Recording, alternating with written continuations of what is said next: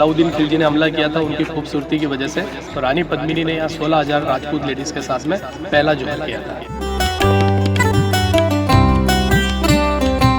उसके बाद में दूसरा जोहर हुआ था 1535 में रानी कर्णावती का जोहर, जो महाराणा सांगा की पत्नी थी।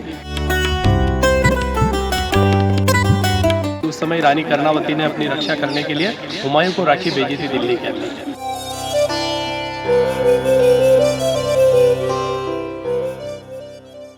जोहर के लिए कहा जाता है कि चित्तौड़गढ़ में 3 बड़े जोहर हुए थे यहाँ पर। पहला जोहर हुआ था जो रानी पद्मिनी के साथ में 16,000 लेडीज़ के साथ में यहाँ पर जोहर हुआ था 1303 के अंदर, जो अलाउद्दीन खिलजी ने हमला किया था उनकी खूबसूरती की वजह से।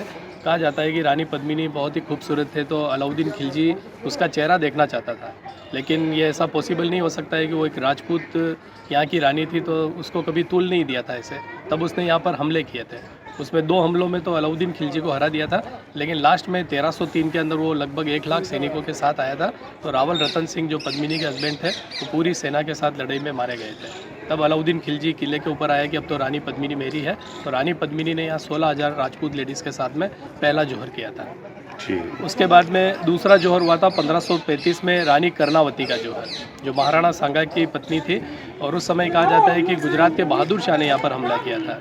तो इसमें एक कथा भी चलती है कि उस समय रानी कर्णावती ने अपनी रक्षा करने के लिए हुमायूं को राखी भेजी थी दिल्ली के अंदर। तो कहते हैं कि हुमायूं यहाँ पर आया भी था, लेकिन उसको आने में देरी हो गई थी।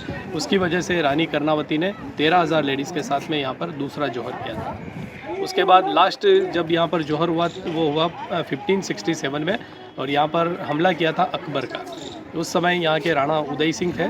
तो उदय सिंह के सेनापति जयमल फत्ता कल्ला राठौड़ ने उनको कहा कि आप अपने राज परिवार को लेकर किसी सेफ जगह चले जाइए, अकबर की सेना बहुत बड़ी है तो हम उसके साथ में युद्ध हम करेंगे, हम सेनापति के अंडर में ये किले को हम युद्ध करेंगे, लेकिन आप अपने राज परिवार को लेकर चले जाइए। तो महाराणा उदय सिंह उस समय यहाँ से चले गए और अपने नाम से उदयपुर बना दिया था।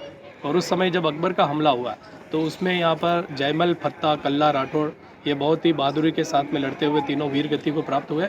उसके बाद में फूल कंवर जो थी महाराणा ये फत्ता सिंह उनकी पत्नी, उसके साथ में 7,000 लेडीज़ का यहाँ पर तीसरा जोहर हुआ था।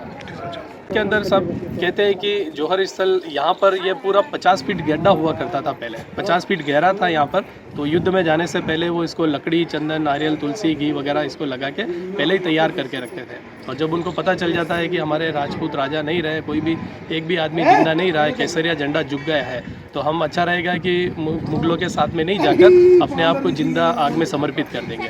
तो ये जगह बताते हैं कि इसी जगह पर 3 बार जोहर हुआ था।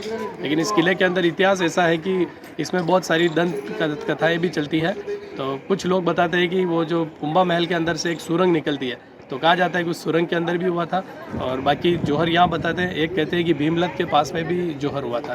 तो उसके बाहर बहुत सारी ऐसी सती की मूर्तियाँ बनी हुई हैं, तो कहा जाता है कि वहाँ पर भी जोहर हुआ था। लेकिन अभी जो यहाँ पर गवर्नमेंट का बोर्ड लगाया है, वो बोर्ड के हिसाब से 3 जोहर यहीं पर बताए जाते हैं। और एक जोहर मेला लगता है जब एकादशी होली के 10 दिन बाद में, तो उस दिन वो जोहर मेले की श्रद्धांजलि यहीं पर अर्पित की जाती है।